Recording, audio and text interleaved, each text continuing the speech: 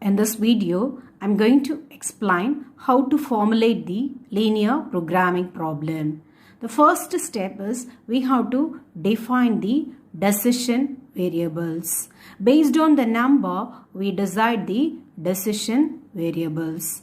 Once you write the decision variable, we have to write the objective function for that particular problem. If the profit is given means your objective function is maximizes it. If the cost is given means your objective function is minimum. The other name of objective function is cost function. Now once we complete the objective function, we move on to the step 3. Step 3 is nothing but we have to write the conditions given in the problem. These conditions must be right in terms of the decision variable. Once we complete the constraints, we have to write the non-negativity constraints. Non-negativity constraints are nothing but the decision variables which we used in the problem is always positive. Now once we complete step 4, we move on to step 5. Step 5 is nothing but the mathematical formulation of linear programming problem. You have to consolidate step 1 to step 4. Then you will get a mathematical model for the given problem. Now let me explain the formulation through some examples. Now you see the question. A company manufactures two different types of products, P1 and P2. Each product requires processing on milling machine and drilling machine. But each type of machines has limited hours available per week. The details are given below. You see the table, machine type is given, milling machine, another one is drilling machine. The processing time for product 1 and product 2 on each machine is given here. Machine hours available per week is also given here. Milling machine is 300, maybe it is a minutes or hours based on the given problem we have to write. Drilling machine is 460. Also the net profit for product 1 is 450 and product 2 is 600 is given. We have to develop a linear programming model for this problem. Now, before move on to the solution, we have to understand the problem thoroughly. Here the main thing is two products, product P1 and product P2. Each product requires processing time on two machines. So, before writing the decision variable, we have to be very careful. Here the main thing is the product. So we have to decide the decision variable x1 for product 1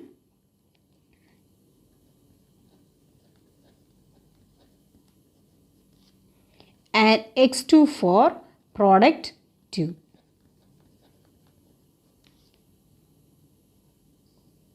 There are two variables. One is x1, that is for product 1. Another one is x2, that is for product 2. So once we define the decision variable, we move on to the objective function. In the problem, the profit is given. Okay, remember that if the profit is given means your objective function is always maximum. So without doubt, you can write max is it, that is maximize Z is equal to. Okay, now you see this profit for product 1 is 450. The variable for product 1 is x1. So you can write this as 450 x1 plus. Now the profit for product 2 is 600. The variable for product 2 is x2. So you can write this as 600 x2. Now step 2 is over. Now let us move on to the constraints part. Constraints are nothing but the conditions given in the problem. Here two machines are given. One is milling machine, another one is drilling machine. In the tabular column, first you write the condition for milling machine. Okay, so here the processing time for product 1 is 5. Okay, the variable for product 1 is x1. So you can write this as 5x1. Next one is for product 2, the processing time is 7 and the variable for product 2 is x2. So you can write this as 5x1 plus 7x2. Here the availability of the machine hours given.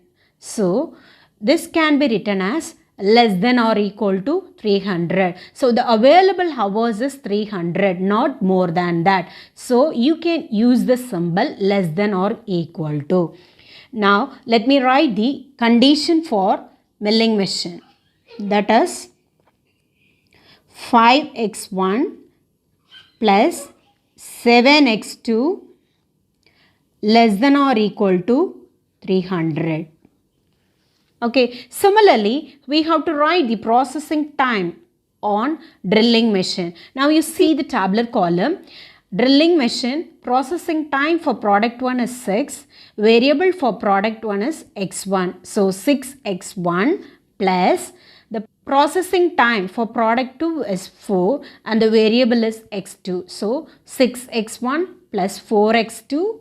The available hours is 460, less than or equal to 460. So let me write the second condition. You see this 6x1 plus, now you see the condition 6x1 plus 4x2 less than or equal to 460. Once we complete the constraints, we move on to non-negativity constraints. Here we use two variables. The variables are x1, x2. These two variables are always positive. So you can write this as x1, x2 greater than or equal to 0.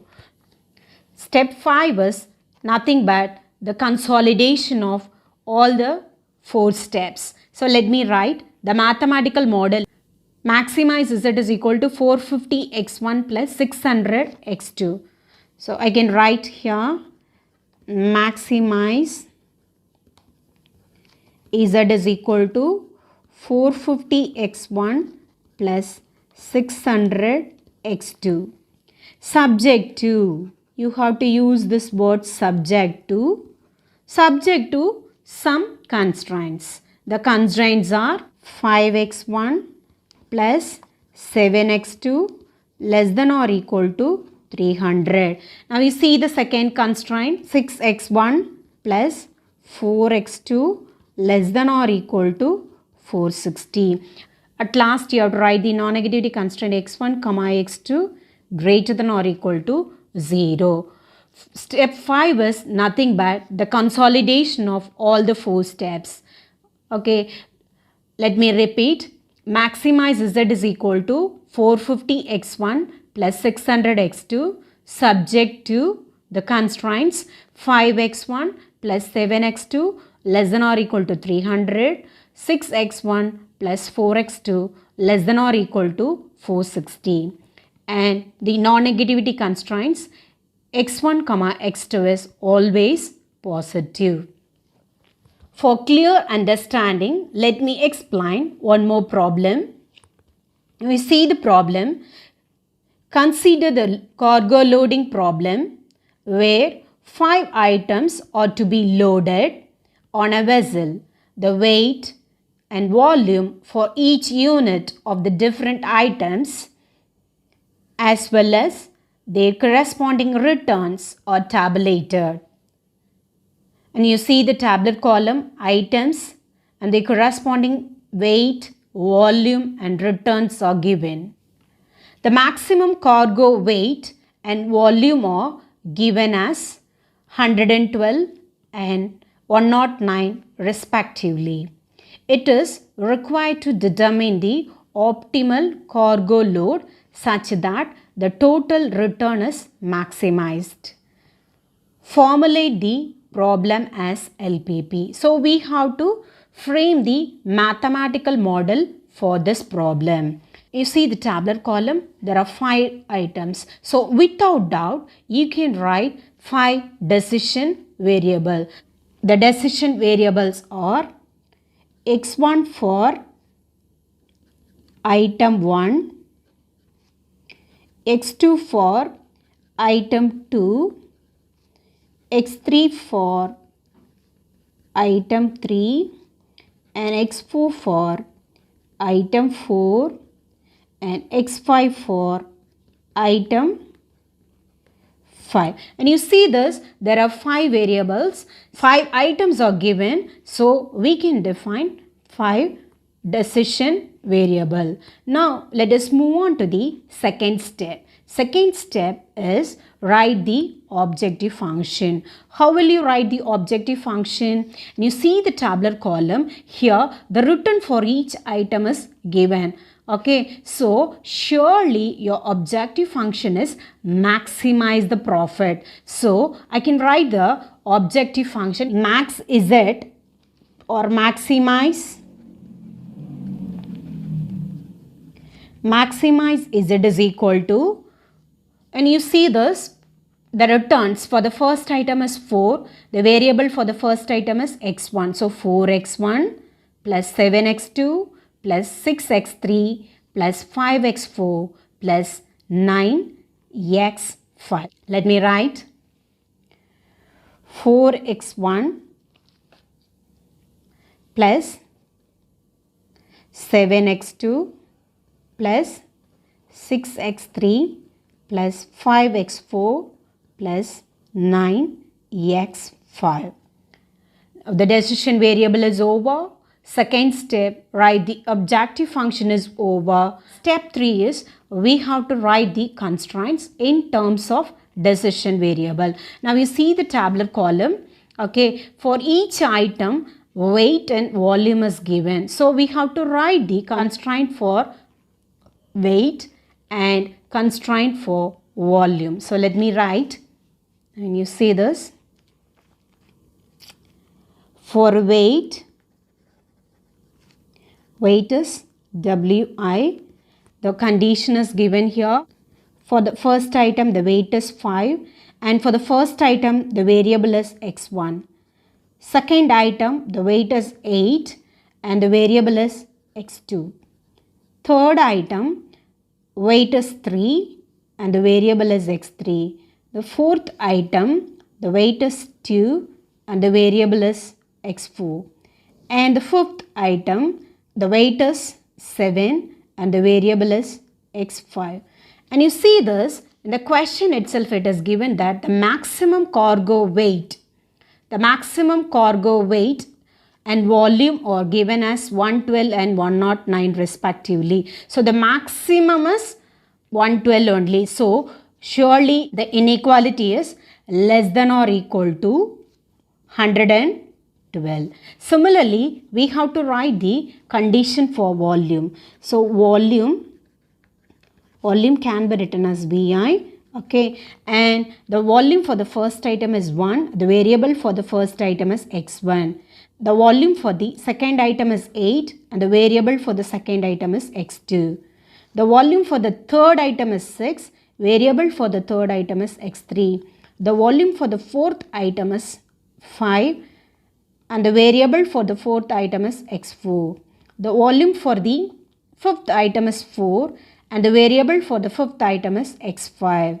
And the maximum volume is 109. It is given in the problem, that you can write it here. It is 109. Your step 4 is nothing but non-negativity condition. The non-negativity condition is all the variables. We have to write all the variables are positive. All the variables are positive. Now let us move on to the mathematical formulation of LPP. This is nothing but the consolidation of all the 4 steps. Okay. So from the previous step, from step 1, step 2, step 3, step 4, I write the consolidated one. Maximize z is equal to 4x1 plus 7x2 plus 6x3 plus 5x4 plus 9x5. Subject to you have to write the constraints 5x1 plus 8x2 plus 3x3 plus 2x4 plus 7x5 less than or equal to 112. Now write the second constraint 1x1 plus 8x2 plus 6x3 plus 5x4 plus 4x5 less than or equal to 109. Finally, you have to write the non-negativity constraint x1, x2, x3, x4, x5 greater than or equal to 0. So once you complete the non-negativity constraints, we have to write the consolidation of all the 4 steps. First you write the objective function, then you write the constraints followed by non-negativity constraints. This is the mathematical formulation of LPP. And if you understand the problem, you can easily frame the mathematical model for that particular problem. If the profit is given means, without doubt you can write the function is a maximize function. If the cost is given means, you can write that as a minimize one. Thank you for watching.